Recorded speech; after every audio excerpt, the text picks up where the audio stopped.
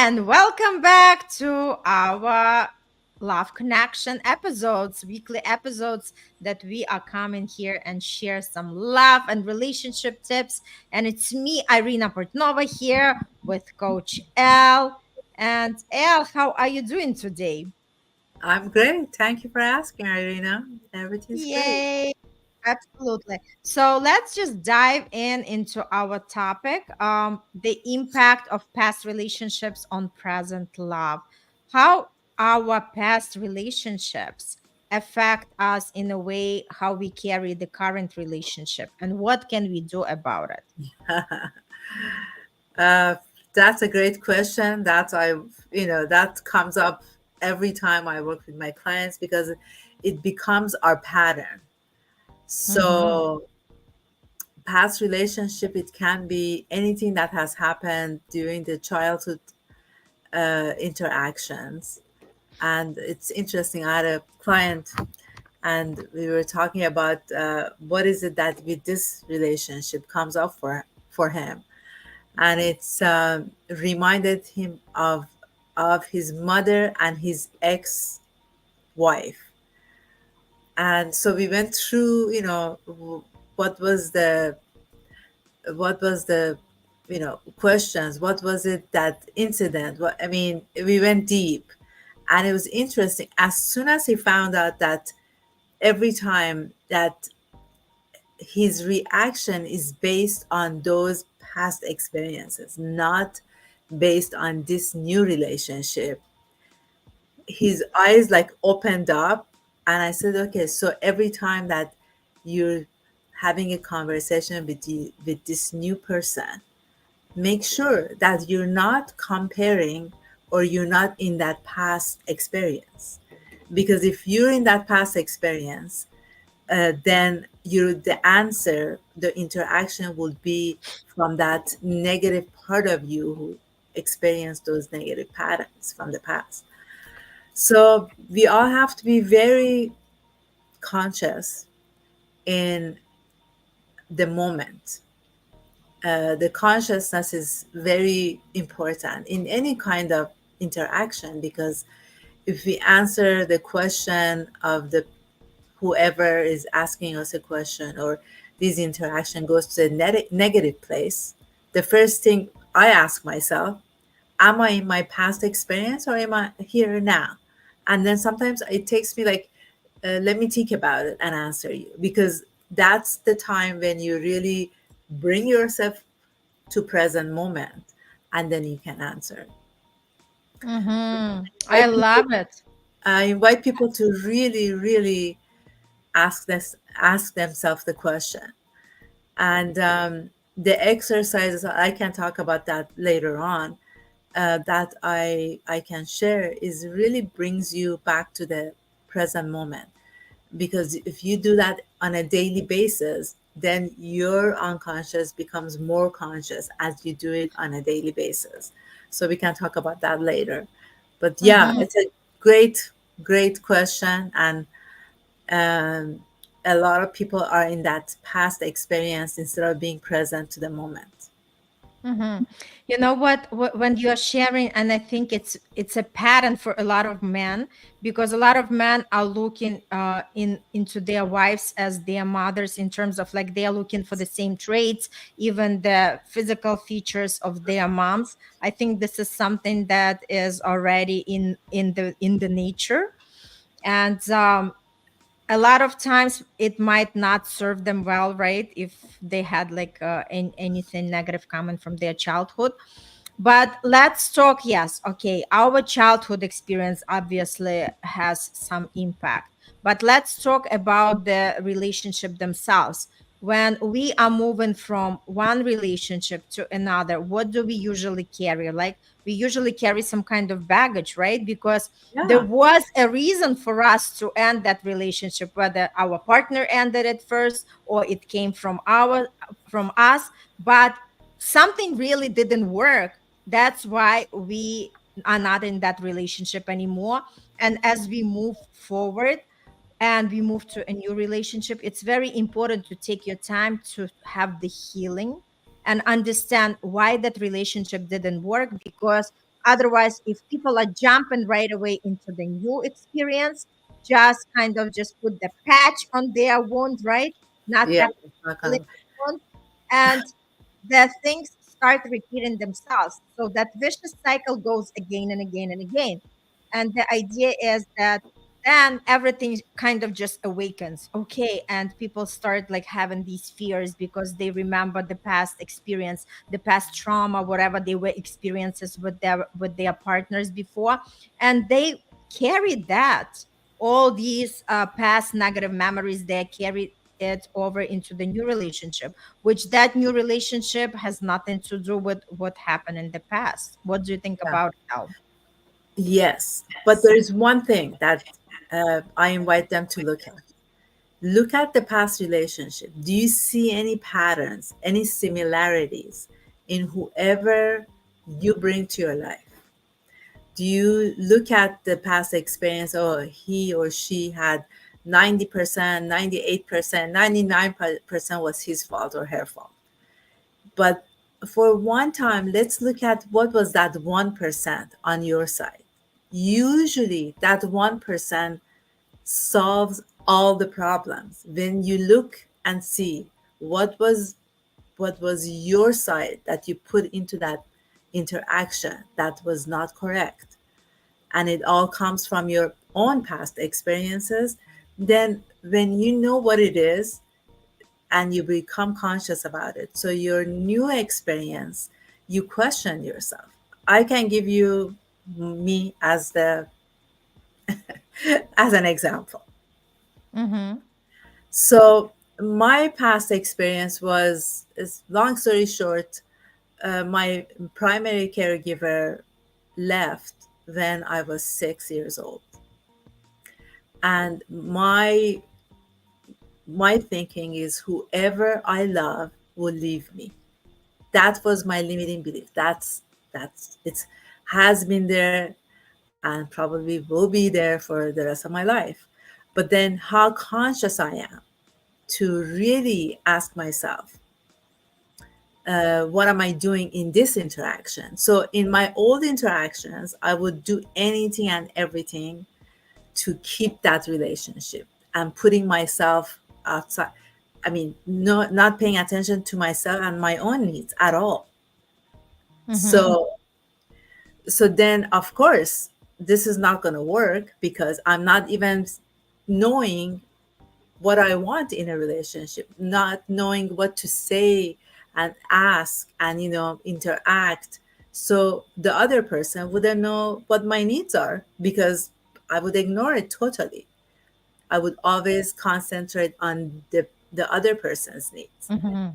not just in the intimate relationship, but any kind of relationship. Mm-hmm. So because that was my pattern. So now every time I'm interacting in a intimate, in a even with my siblings, even with I mean, anybody, I ask myself a question: do I want to do this?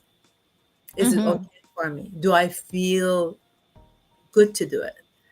And if it's not, then I just say, you know what, today I don't feel like doing this. Can we do this later? Or can we, any kind of other than that? So Mm-hmm. I'm actually giving my power back to myself Mm-hmm. because in the past, I gave the power to the other person. Never ever was in my, I mean, as I didn't exist basically. My Mm-hmm. needs and my wants and my emotions was ignored. I did that. Yeah, you did it to yourself. I Exactly. did it to Because myself. there was nobody to teach us how to do this, right? Because for me also was like these personal boundaries was something that like I allow others to cross when I was in my younger age, right? And it was like also that repetitive pattern where I was very forgiven, and people knew that they can do things and then they come back and I would accept them. So I didn't have the strong boundaries. And we all come with some kind of flaws, right? so It's we can just, work on them. We yeah, can work I mean, on them and become better, because we are here all to grow and evolve. And that's part of something that we have to learn. Those are the lessons for us to learn. Not to say that we were bad or good. It's just, let's keep it neutral. But in terms of like observing and looking at the situation and say, hey, how would I act differently if I had the awareness, right? So now we are talking about how important it is to have the awareness, because once you understand things from a different angle, you can actually completely uplevel your life. yeah. So it's the assumptions that we made make about ourselves based on our past experiences. And if you look at that and remedy that and really understand who we are today, and Mm-hmm. know our values and know, how good we are. I mean, nobody's perfect, but then in the way that we are perfect for ourselves, and we can Mm-hmm. able to really put those boundaries if there's something not, that we don't want to do at that moment or never or whatever, and it's okay. Be okay with that. Then you can have that interaction that is loving by putting those healthy boundaries with people that you love and you interact at work, at home, anywhere. Mm-hmm. I It's totally agree with you. And let's just talk a little bit about the tools, right? So, okay. first is reflect and journal, right? What's going on? Because obviously, as we mentioned, it's good to heal after your prior relationship before you enter into the new one, and have a list of things what you really want to have in your partner, and know that you do have to match that, right? You cannot expect the person to like to be loyal and communicative if you are not, right? So everything has to be Exactly. matched. And then once you have the list, what exactly do I want from my new partner? And you know that you healed and now you're ready to explore the new relationship. Now is the good time to really understand what are things that were the baggage that I'm not going to carry into this new relationship. For instance, if in the past you had, like the person who was disrespecting you, knowing that going into the new relationship, you do not have to have that fear. Because if we bring that fear with us, sooner or later that fear is going to materialize, right?